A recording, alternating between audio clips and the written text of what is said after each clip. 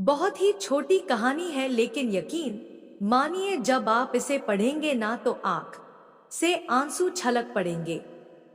आइए जानते हैं कि एक बाप क्या होता है। यह कहानी उसी को बयां कर रही है। ध्यान से पढ़िएगा अगर आपके पास समय हो तो। मैंने झिझकते हुए कहा, अंकल, ये आपके 1 लाख रुपए मूल है और 32 महीनों का ब्याज 33,000 रुपए। कृपया इसे रख लीजिए। फिर धीरे से जोड़ा, आपका बहुत आभारी हूं कि आपने उस वक्त मुझ पर भरोसा किया जब पूरी दुनिया ने मुंह फेर लिया था। पत्नी और छोटे बच्चे को लेकर जब सड़क पर आ गया था तो आपने मुझे एक कमरा दिया, सिर्फ छुपाने की जगह दी, वरना शायद उस रात मैं खुद को भी खो देता। इतना कहकर मैंने जेब से पैसे निकाले और उनके आगे रख दिए। अंकल मुस्कुराए नहीं, बस गंभीर स्वर में बोले, रुको बेटा, ये पैसे मेरे नहीं हैं। मैं चौंक गया, क्या मतलब आपके नहीं है? वो बोले, मुझे तो तुम पर जरा सा भी भरोसा नहीं था, पर किसी ने मुझसे कहा था कि उसे गिरने मत दो। वो आदमी जिसे तू रोज गालियां देता था, जलील करता था, जिससे तू हर वक्त झगड़ता था, उससे नफरत करता था, पर जब तू घर से निकला उसी ने मुझसे कहा था, मेरे बेटे के सिर पर छत रहे, किराया मैं दूंगा, तेरे इस कमरे का हर महीना तेरे बाप ने भरा है। मैं सुनकर जैसे पत्थर हो गया। अंकल ने अभी जो कहा था उसे सुनकर लग रहा था कि अभी अचेत होकर गिर पड़ूंगा। अंकल आगे बोले, और वो जो पैसे तुझे शुरू में मिले थे वो भी उसी के थे। तेरे बाप ने कहा था, नाम मेरा मत लेना, बस उसे गिरने से पहले थाम लेना। अब ये रुपए वापस ले जा और अपने बाप के कदमों में रख देना। वो आज भी तेरी तस्वीर देखकर रातों को जागता है, तेरे नाम से मंदिर में प्रसाद चढ़ाता है, बस इसलिए कि तुम सलामत रहो और तरक्की करो।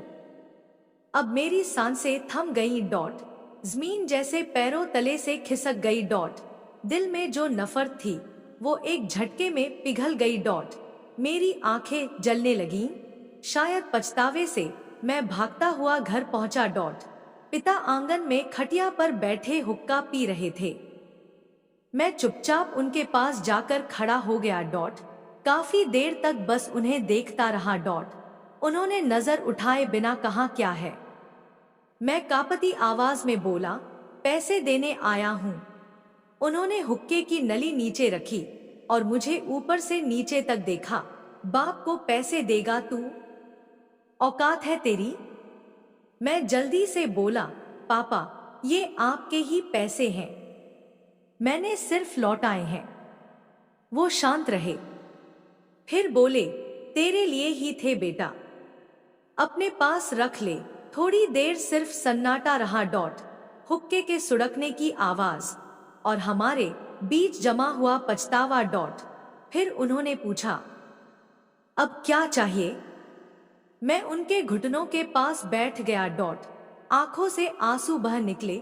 बस माफ कर दीजिए पापा, उन्होंने ठंडी पर मजबूत आवाज में कहा। जा, माफ किया। ये 2 शब्द जैसे मेरे सारे गुनाह धो गए। मैं उठने लगा तो उन्होंने आवाज दी, इधर आ। मैं फिर उनके पास गया। उन्होंने दोनों बाहें फैला दी। मैं झटके से उनके गले लग गया और फूट फूट कर रो पड़ा। पापा की हथेलियां मेरी पीठ पर थी। वो थपथपा रहे थे, जैसे कह रहे हों, अब ठीक है बेटा, सब ठीक है। उनकी आवाज धीमी हो गई। कलेजे पर पत्थर रखकर तुझे निकाला था। बाप हूं, तुझे राह दिखाना जरूरी था।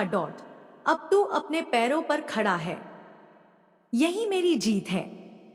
मैंने महसूस किया मेरे कंधे पर कुछ गर्म-सा गिरा। पसीना नहीं था, वो पिता के आंसू थे। और उसी पल मैंने जाना, बाप कभी नाराज नहीं होता, वो बस चाहता है कि बेटा खुद को पहचान ले।